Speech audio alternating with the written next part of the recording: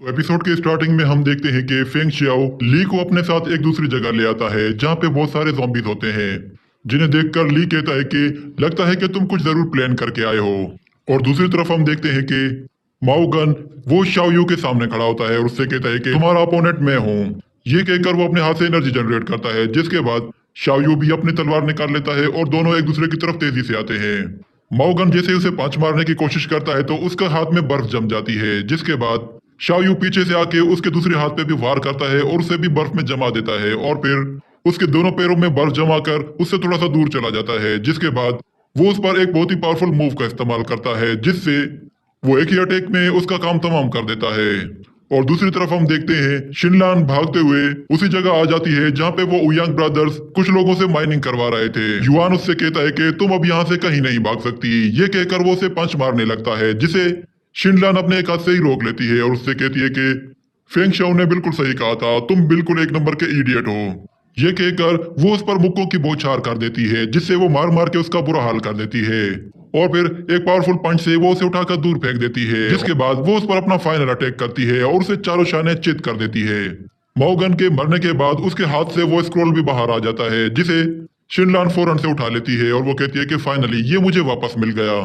और अगले सीन में हम देखते हैं ली को, उसे ज़ॉम्बीज़ ने चारों तरफ से घेरा हुआ था। वो अपनी सोर्ड से उन्हें मार मार के वहां से दूर हटाता है, जिसके बाद फेंग शाओ इस बात का फायदा उठा के उस पर चोरी छुपे हमला करता है, जिससे ली खुद को बाल बाल बचाता है। मगर फिर फेंग शाओ उसकी तरफ तेजी से आता है और उस पर अपनी नी से वार करके उसे पीछे धकेल लेता है। मगर ली हार मानने वाला नहीं था, वो गुस्से में उसे पकड़कर उसकी धुलाई करना शुरू करता है और उससे अपने सारे बदले लेता है। तो फेंग शाओ वो भी गुस्से में उसकी तरफ आगे बढ़ता है और उसे मार मार के पीछे धकेल देता है।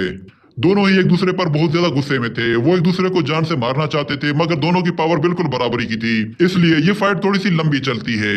वो दोनों एक दूसरे को मार मार के एक दूसरे का बुरा हाल कर देते हैं। दोनों में से कोई भी अपनी हार मानने के लिए तैयार नहीं था और फिर ली गुस्से में आकर उसे नीचे पटक देता है और उसे बहुत ही बुरे तरीके से मारना शुरू करता है, जिसकी वजह से उसका फेस बिल्कुल सूज जाता है और फिर उसे गले से पकड़ लेता है और उससे कहता है कि अब तुम मरने वाले हो। मगर फेंग शाओ उसके हाथ में ही काट लेता है, जिससे उससे बहुत ज्यादा दर्द होने लगता है और वो फेंग शाओ की कमर पे बहुत ही जोर जोर से मुक्के मारने लगता है। तो फेंग शाओ को इससे दर्द बहुत होता है, मगर वो उसे नहीं छोड़ता और थोड़ी देर के बाद वो उसे अपने सर से टक्कर मार के पीछे हटा देता है। ली के पंचेस की वजह से फेंग शाओ बुरे तरीके से इंजर्ड हो गया था, मगर फिर भी वो हार मानने को तैयार नहीं था। जिसके बाद वो तेजी से ली की तरफ भागता हुआ आता है और उसे पकड़ के पीछे धकेलने लगता है। तो ली उसके ऊपर पंचेस की बौछार कर देता है, मगर फेंग शाओ हार नहीं मानता और उसे घसीटते हुए एक दीवार पे दे मारता है। जिसके बाद हम देखते हैं ली का पैर जोर से आके उसके मुंह पे लगता है और फेंग शाओ बहुत ही दूर जा गिरता है। लड़ते लड़ते उन दोनों की हालत बिल्कुल खराब हो चुकी थी, वो लोग बहुत ही मुश्किल से खड़े हो पा रहे थे। जिसके बाद ली कहता है कि अब वक्त आ गया है कि तुम्हें गुड बाय कह दूं। ये कहकर वो उस पर अपनी सोर्ड से वार करने वाला था कि बीच में शाओयू की सोर्ड आ जाती है और शाओयू उसे रोक के पीछे धकेल देता है। जिसके बाद ली देखता है कि शाओयू और शिनलान वो दोनों उसकी मदद के लिए वहां पे पहुंच गए हैं और वो उन्हें देखकर समझ जाता है कि उयांग ब्रदर्स का काम इन्होंने तमाम कर दिया है और अब ये 3 हैं। मगर फिर भी वो कहता है कि तुम भले ही कितने भी हो, मगर तुम मेरा कुछ नहीं बिगाड़ सकते। ये कहकर वो शाओयू की तरफ कोई चीज फेंकता है, जिसे शाओयू अपनी सोर्ड से रोकता है, तो वहां पे हर तरफ स्मोक फैल जाता है और इस बात का फायदा उठा के ली वहां से 9 तो 11 हो जाता है। जिसके बाद फेंग शाओ कहता है कि क्या हुआ, तुम उसका पीछा क्यों नहीं कर रहे। मगर फेंग शाओ से कहता है कि अब इसकी जरूरत नहीं है। वो फेंग शाओ का एक हाथ अपने कंधे पे रखता है और उससे सहारा देता है। जिसके बाद वो उन लोगों से कहता है कि क्या तुम लोग जीत गए। तो शिनलान कहती है कि हाँ, मुझे मेरा मैप भी वापस मिल गया। जिस पर फेंग शाओ कहता है कि वेरी गुड। और फिर अगले सीन में हम देखते हैं कि फेंग शाओ एक जगह सोया हुआ है और उसकी इंजरीज काफी बेहतर हो चुकी हैं। वो उठकर बैठ जाता है और अपने आप को देखने लगता है कि उसकी बॉडी अब पहले से काफी बेहतर फील कर रही थी, क्योंकि उसकी सारी इंजरीज अब हील हो गई थी और इस पर उसे खुद भी यकीन नहीं आ रहा था कि आखिर ये सब कुछ इतना जल्दी कैसे हो गया।